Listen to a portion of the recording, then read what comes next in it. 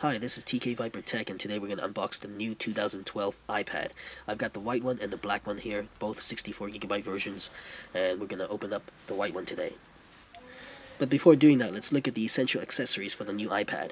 First, the camera connection kit, one for importing pictures from SD cards, the other for USB devices such as your camera and camcorder. So these are the same ones you use for your iPad too, so get them if you haven't already. Next is the digital AV adapter for connecting to your HD TV using an HDMI cable, so get this too. Now, to protect the gorgeous Retina display of the new iPad, you're going to need a cover of some sort. I chose the red leather smart cover because part of the proceeds goes to charity. This will run about $80 in the States and 6,900 yen in Japan. So first we got to rip off this tab. It's going to take some power. I'm trying to be careful not to knock over my camcorder here. And here we are. Now just pop the front out. Easier said than done, apparently. And here we are. So on one side we have instructions on how to put on the smart cover. And on the other side, just pull off this very thin piece of plastic. And there you have it, the new red leather smart cover. It's actually the same one for the iPad 2. It fits on both devices because physically the two iPads are the same. So this rolls up nicely into a triangle for standing up your iPad.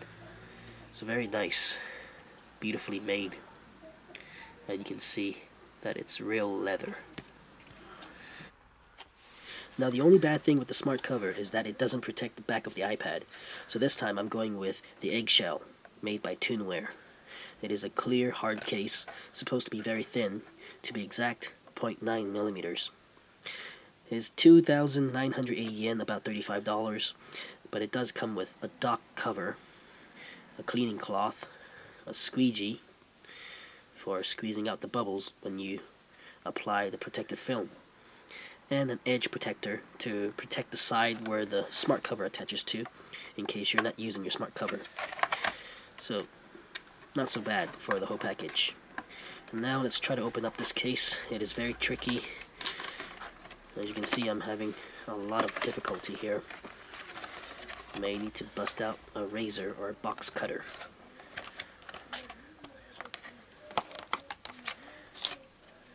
So I'm just gonna fast forward this.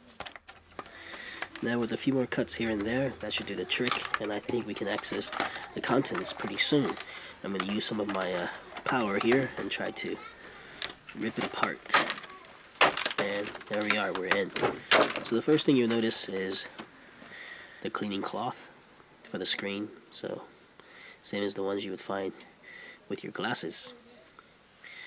And here, when you're not connected to the computer or charging your iPad, you want to protect dust from going inside the port, the dock area. So this is the dock cover. It's pretty nice. It even says Tunewear on it. Right there. Okay, the next thing is the cover itself. As you can see, it's completely see-through and very thin and light. It won't add much bulk or weight to your iPad, which is a bit heavier than the iPad 2. And this is the edge protector. It will protect that little area where the cutout of the back cover is and where the smart cover attaches to the iPad. So very nice, especially when you don't have the smart cover on. So definitely the company has thought about the whole package very carefully. Now let's look at the film, protective film for the screen, and the squeegee included, so you can kind of squeeze out the bubbles when you apply the film. And this is it. So again, a very nice package, Eggshell by Tunewear. And finally, we get to unbox the new 2012 iPad, 64GB, Wi-Fi only, the white one. You can see Japanese there. I got it at Shibuya Apple Store. No lines at all. they had a lot of stock apparently. I got the 64GB because I know I would be taking a lot of video and pictures with the new iSight camera. With the box cutter, I'm just going to make a little slit back here so that I can take off the plastic wrapping, just like this. And it comes off very easily. And we're almost there. Let's set it on the floor and just shake off the top.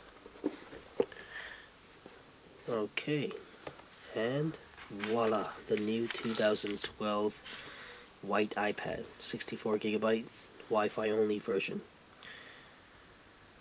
It looks exactly the same as the iPad 2, except it's a bit thicker and a bit heavier.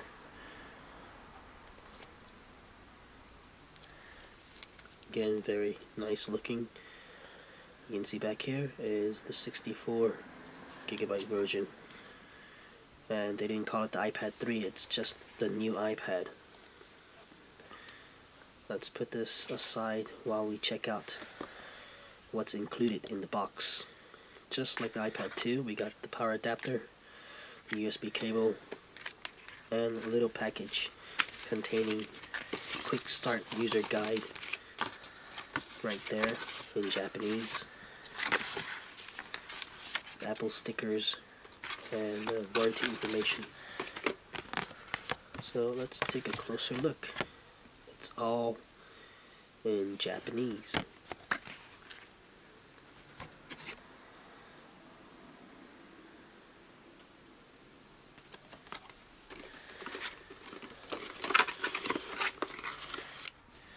And now let's take out the iPad.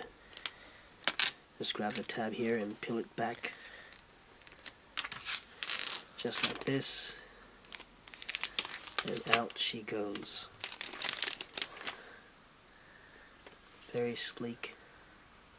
Nice. Let's take a little turn. You can see. Very thin. It's a bit heavier and a little bit thicker than the iPad 2 to accommodate a bigger battery.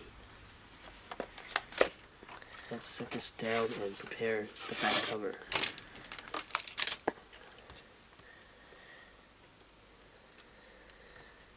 So this is the Eggshell back cover. We gotta take out the film, which is apparently on the other side, on the outside. Just peel it back and you get an even thinner eggshell. The only bad thing is that clear cases tend to scratch very easily. So very beautiful. You can see it's completely see-through. The only bad thing is that it doesn't cover the speakers, but it does give you easy access to all the ports. The dock, headphone jack, the mic, power button, iSight camera, the volume rocker, and the rotation lock switch. And finally, we're going to attach the red leather smart cover. Just like that, it snaps on. And there we go. So let's test how strong the magnets are. As you can see, it stays. The one that I have for my iPad 2 would not stay, it would just kind of flip downwards. So this is definitely much better. Let's put it behind the iPad. Feels very nice. Definitely the leather one is worth its price. So very beautiful combination. Red and a clear case by Tunewear. The Eggshell case. Smart back cover.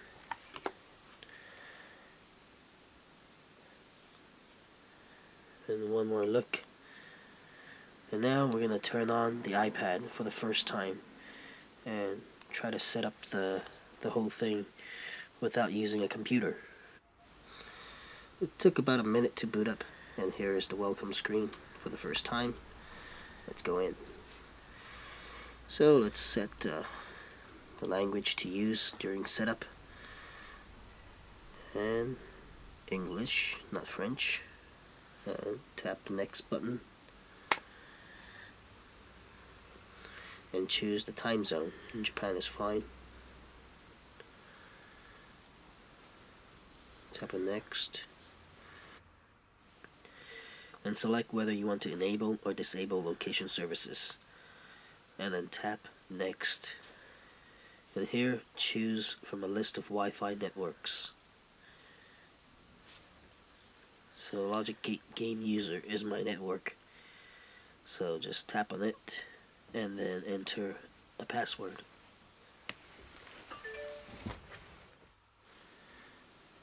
And now we are in,